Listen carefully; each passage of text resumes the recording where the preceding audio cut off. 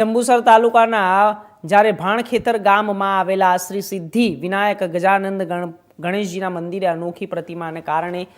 ભક્તોમાં વિશેષ આકર્ષણ થયું છે। આ મંદિર મરાઠા પેશવા કાળનું છે અને લગભગ 400 વર્ષ જૂનું હોવાનું મનાય છે। આ મંદિરમાં સ્થાપિત શ્રીજીની પ્રતિમા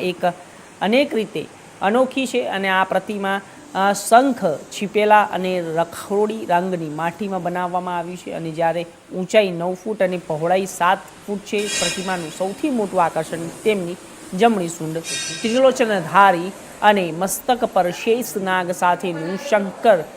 સ્વરૂપ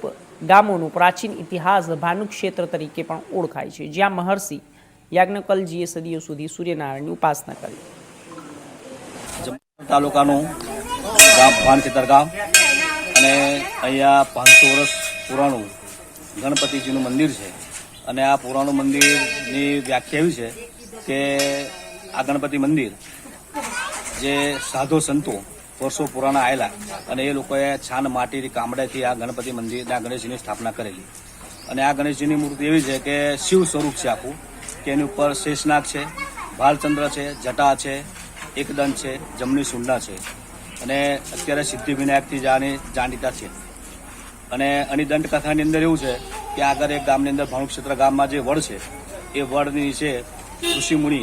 જે યાજ્ઞવલ્ક્ય ઋષિએ તપસ્યા કરેલી અને એ તપસ્યાથી ભાનુ એટલે સૂર્યનારાયણને 100 સેકન્ડ સ્તંભાઈ દીધેલા